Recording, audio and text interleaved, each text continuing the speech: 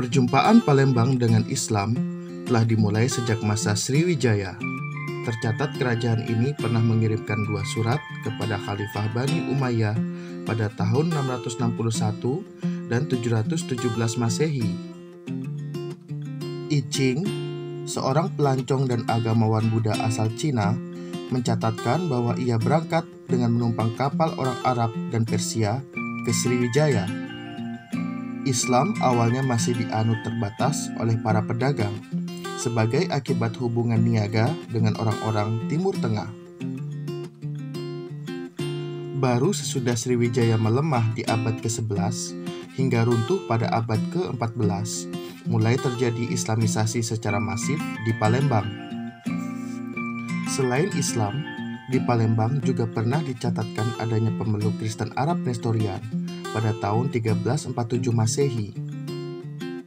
Majapahit lalu berhasil menaklukkan Palembang, dan baru di masa Brawijaya V diutus seorang raja muda ke sana, yakni putranya yang bernama Arya Damar.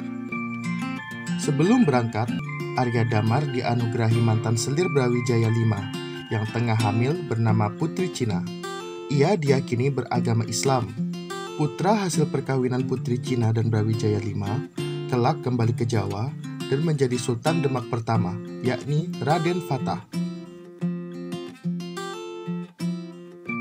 Palembang yang berada di bawah pengaruh Demak turut membantu menyerang Portugis di Malaka pada 1513 dan 1521, meskipun mengalami kegagalan. Di era keruntuhan Demak, 24 bangsawannya yang dipimpin Ki Gede Ing Suro menyingkir ke Palembang. Beliau adalah cikal bakal para penguasa di sana. Saat Mataram diperintah oleh Sultan Agung, Palembang menjadi salah satu negeri upetinya. Sekira tahun 1630, Palembang menerapkan hukum adat berlandaskan Islam dalam kitab Simbur Cahaya yang ditulis oleh Ratu Sinuhun, istri Pangeran Sido Ing Kenayan. Tahun 1659, Kongsi Dagang Hindia Timur atau VOC menyerang Palembang karena permasalahan monopoli lada. Pangeran Seto Ing Recek, penguasa Palembang, lalu wafat ketika mengungsi.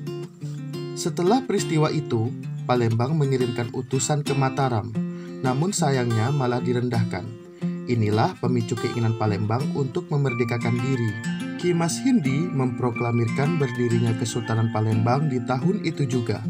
Ia pun digelari Susuhunan Abdurrahman Khalifatul Mukminin. Sultan Palembang beserta penerusnya menunjukkan minat pada bidang keagamaan, serta mendorong tumbuhnya kegiatan pendidikan Islam.